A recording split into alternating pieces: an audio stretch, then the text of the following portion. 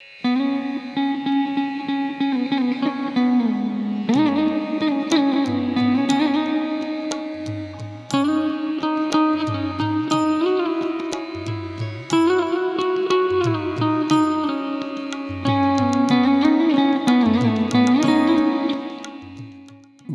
के आराधना महोत्सव के संदर्भ में मुझे एक भगवान की कही हुई गूढ़ महत्व की बात याद आ रही है। ये 1981 की समय थी जब मेरे परिवार में एक एक घटना घटी जिससे बहुत ही सभी लोग शोक संताप में डूब गए थे। हम लोग हमारे परिवार के समेत 1979 में आए थे यहाँ पर और 1981 में ये घटना घटी। मेरा एक छोटा भाई था जो ईश्वरम्मा स्कूल के इंग्लिश मीडियम 10th स्टैंडर्ड में पढ़ रहा था उस समय, और इस 1981 में मेरे इस भाई की डेथ हो गई थी।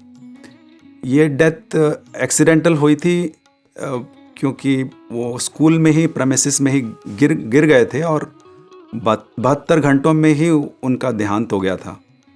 उस समय स्वामी पुट्टपर्ती में नहीं थे, वो वृंदावन में थे और हम तो आए हुए यहाँ सिर्फ 2 साल हुए थे और मेरे माँ पिताजी को बहुत ही समझ नहीं आ रहा था ये क्या हो गया। तो इस दुख में डूबे हुए पिताजी को तो बहुत ही कठिन समय था और भगवान ने उस समय एक चिट्ठी लिखा मेरे फादर को वृंदावन से, और उस चिट्ठी को पढ़ने के बाद मेरे फादर का दुख तो मिट गया क्योंकि स्वामी ने इतना सांत्वना दिया कई बातों कहकर उसमें। और उसमें एक और बात कहा कि हाँ, मुझे मालूम है कि माता की जो दुख होती है वो बहुत ही बहुत कठिन होता है उनको संभलना, लेकिन मैं खुद आके उनको समझाऊंगा, फिक्र मत करो। तो उसी तरह जिस तरह स्वामी ने कहा, स्वामी वृंदावन से वापस आए कुछ समय बाद और इंटरव्यू दिए थे मदर फादर को। तो कई इंटरव्यूज़ में स्वामी ने कई तरह से समझाकर बुझाकर मदर को समझा रहे थे।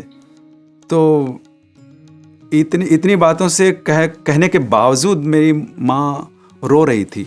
वो तो सहज ही है, 16 साल का बच्चा जब खो जाते हैं तो आपको कठिन होता है, और जब आप ज़िंदगी के बारे में ज़्यादा कुछ जानते नहीं हो, स्वामी को जानते हैं हम, लेकिन रियलिटीज़ जब फेस करते हैं तो अलग होती है बात। तो उस समय स्वामी ने कहा कि देखो माँ, तुम फिक्र मत करो, वो मुझ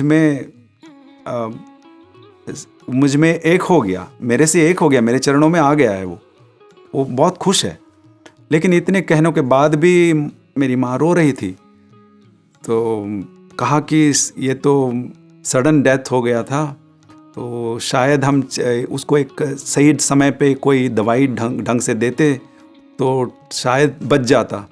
तो स्वामी ने कहा कि ये कोई अनायास मरण नहीं है, ये सुनायास मरण ही है, वो कोई एक्सीडेंटल डेथ नहीं है, जो होना था वो हुआ।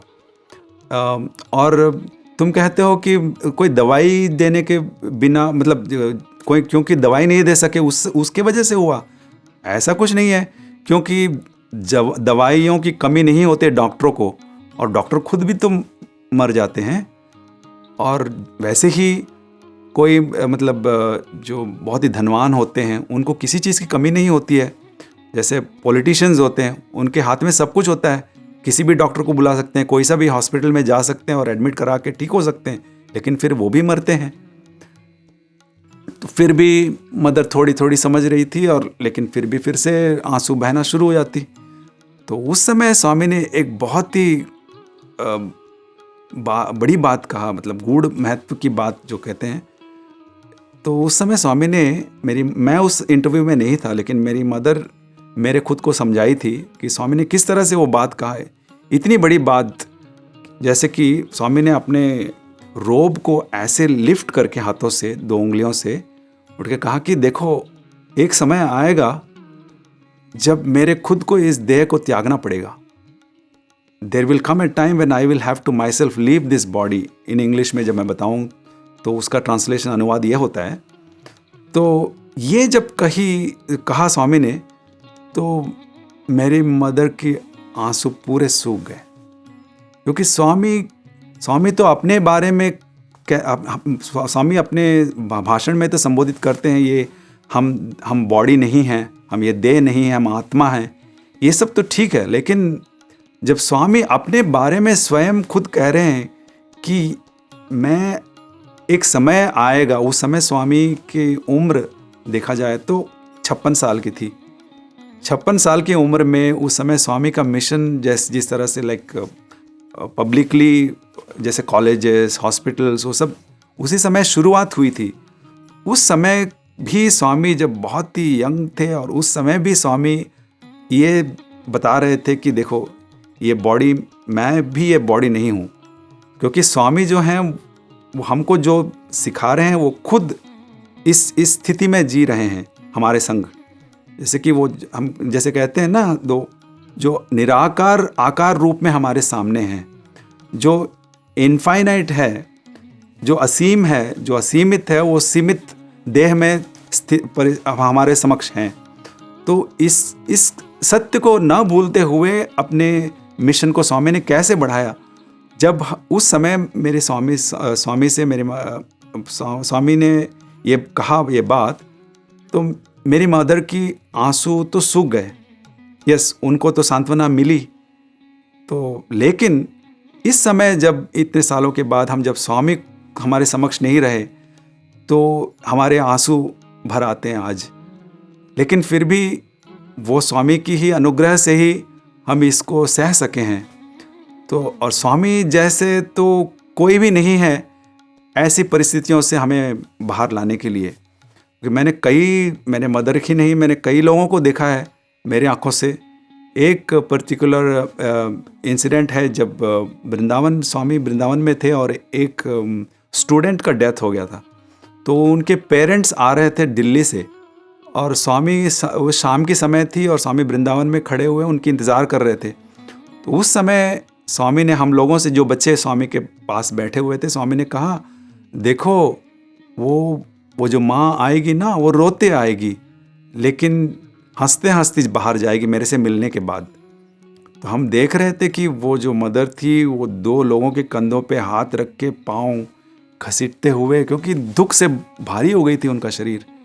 तो जैसे ही अंदर गए, स्वामी ऐसा नहीं कि कोई बहुत समय लेके उनको समझा बुझा के बाहर लाएं, सिर्फ 5-7 मिनट में ही बाहर आ गए।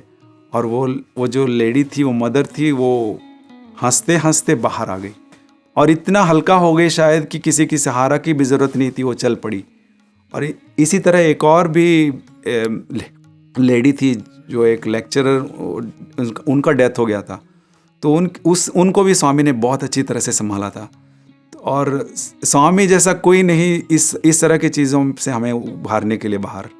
तो उनसे मैं, उस मदर से जिनके जो लेक्चरर का डेथ हो गया था, तो मैं कई महीनों के बाद उनसे अपनी तरफ से एक शोक संताप व्यक्त करना चाहता था। तो मैं उनसे मिला, बोला कि सॉरी करके, आप इतना बड़ा दुख झेलना पड़ा आपको। तो वो बोलते, काहे के लिए, क्या दुख, वो तो स्वामी में स्वामी में प्रवेश हो गया, चाहे मतलब मर्ज हो गया, मुझे कोई दुख नहीं है। तो हमें दुख है कि शायद उनमें दुख है, लेकिन उनको खुद को नहीं है। ये भगवान की बड़प्पन है कि किस तरह से लोगों को बाहर निकाल डालते हैं इतने आसानी से। और यही तो इसी चीज़ को हमें हमेशा याद करना चाहिए कि जो मतलब स्वामी की बातों से ही हम अपने को, उस समय कुछ चंद लोगों को स्वामी ने समझाया, लेकिन वो आज हमें एक आदर्श बन गया। और हम कितने लोगों को भी समझा के इस बात को याद करके अपने हर दुख को मिटा सकते हैं। ये इन स्वामी की इन बातों की महत्व है।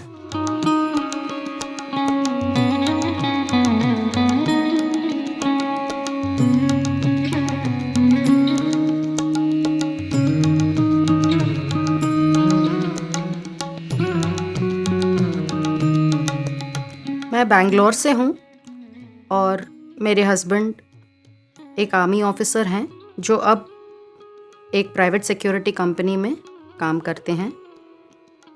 भगवान ने मुझे एक स्पेशल चाइल्ड दिया है, जिसे मैं स्पेशल समझती थी, वो मेरे लिए अभी बहुत स्पेशल है, अ वेरी स्पेशल चाइल्ड। और वो केवल भगवान के अनुकंपा और आशीर्वाद से ही हो पाया है।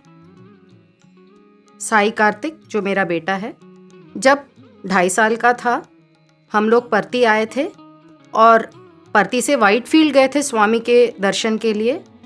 स्वामी ने अपनी असीम कृपा से आशीर्वाद दिया और हमें ये एहसास दिलाया कि जो कार्तिक भजन गाता है या जो वो अपने जिस व्यक्तिगत अनुभव से वो जीवन व्यतीत करता है, उससे हमें प्रेरित करता है। कार्तिक एक स्पेशल चाइल्ड है क्योंकि वो अपनी भावनाओं को व्यक्त नहीं कर सकता। भावनाएं व्यक्त करना, पहले तो भूख भी व्यक्त नहीं कर सकता था। आज वो 24 साल का है। वो भजन गाता है, रुद्रम चांट करता है, पियानो बजाता है, और ये केवल और सिर्फ स्वामी की कृपा और आशीर्वाद से ही हो पाया है। आज हम प्रशांति निलयम आते हैं और वही भावना हम अनुभूत करते हैं जो स्वामी फिजिकल फॉर्म में थे। आज स्वामी फिजिकल फॉर्म में नहीं है, लेकिन चारों ओर उन्हें हम देखते हैं, चारों ओर उनका एहसास होता है। यही दिव्य वाइब्रेशन जब हम कुलवंत हॉल में बैठ के भजन गाते हैं, वेदम सुनते हैं, तो हम उसी दिव्य अनुभूति का अनुभव करते हैं जब स्वामी फिजिकल फॉर्म में थे।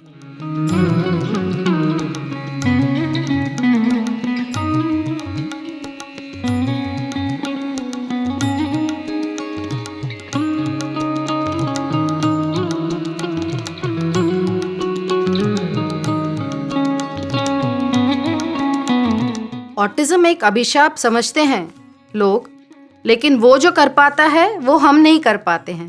वो नित्य स्वामी के भजन गाता है, स्वामी की भावनाओं में रहता है और हमें प्रेरित करता है कि हमें किस तरह से अपना जीवन व्यतीत करना चाहिए। कितनी भी कठिनाई क्यों ना हो, अगर स्वामी का हाथ हमारे हाथ में हो तो कोई भी कठिनाई मुश्किल नहीं है, हम आसानी से उसे पार कर सकते हैं।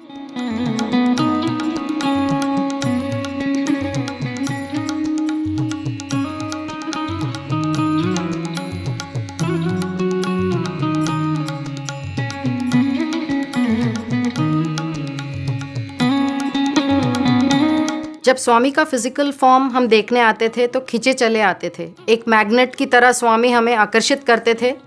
आज वो फिजिकल फॉर्म नहीं है, लेकिन जिस तरह से हम एक रॉकेट को देखते हैं उड़ते हुए आसमान में, लेकिन जब वो रॉकेट फूटता है तो चारों ओर प्रकाश फैलाता है, आज उसी तरह हम चारों ओर स्वामी का अनुभव करते हैं। और स्वामी के दिव्य वाइब्रेशन आज भी उतना ही हम अनुभव कर सकते हैं जितना पहले था, और हम अनुभव करते रहेंगे।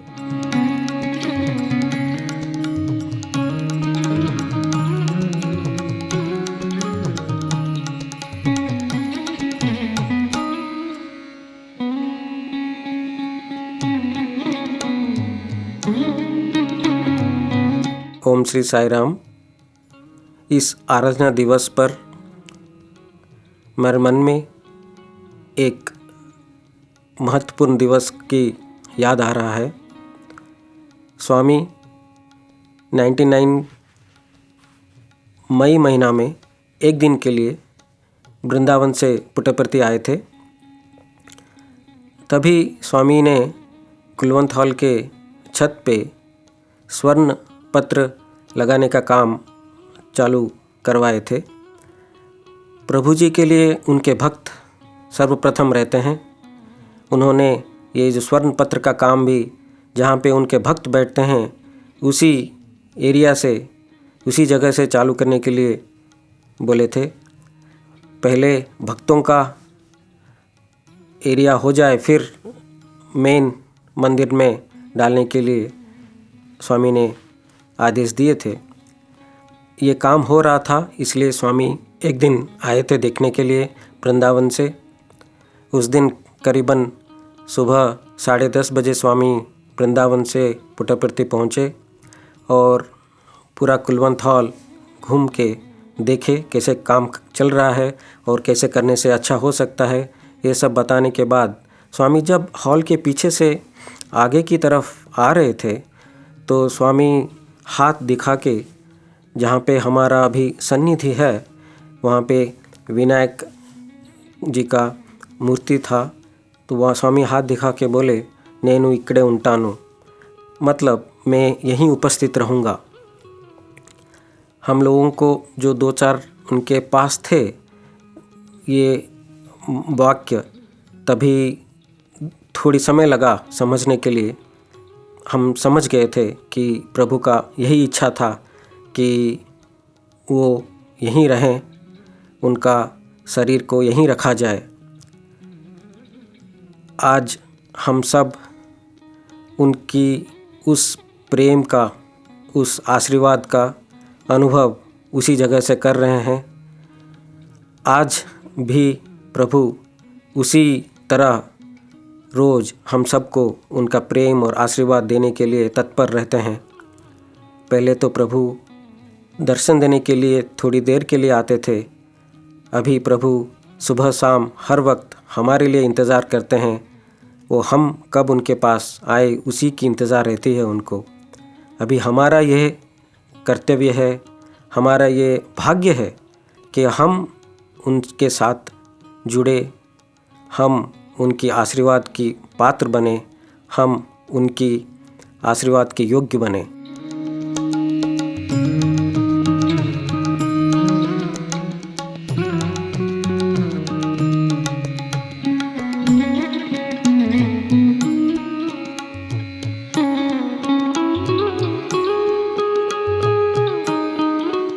स्वामी की फिजिकल फॉर्म ना होते हुए भी हम उनका आशीर्वाद, उनकी शक्ति को यहाँ अनुभव करेंगे और उससे प्रेरणा लेके हम अपना जीवन सफल बना सकते हैं।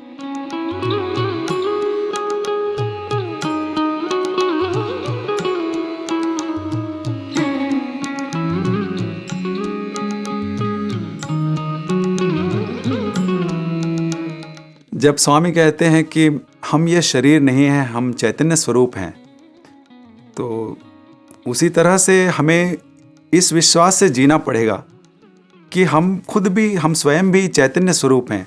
और स्वामी तो हमारे समक्ष जब अवतार के रूप में आए थे तो हमारे समक्ष चैतन्य स्वरूप में ही थे, याद दिलाते हुए कि ये शरीर नहीं है। हम वो ये शरीर में हैं लेकिन फॉर्मलेस हैं, जो फॉर्म में हमारे समक्ष हैं। स्वामी आने से पहले भी हमारे भगवान के रूप में थे, और जब थे तो भगवान के स्वामी के रूप में, आकार रूप में हमारे समक्ष थे, और इधर से देह त्यागने के बाद भी स्वामी हमारे समक्ष हैं और भी हैं, क्योंकि वो हमारे दिलों में स्थापित होके गए हैं।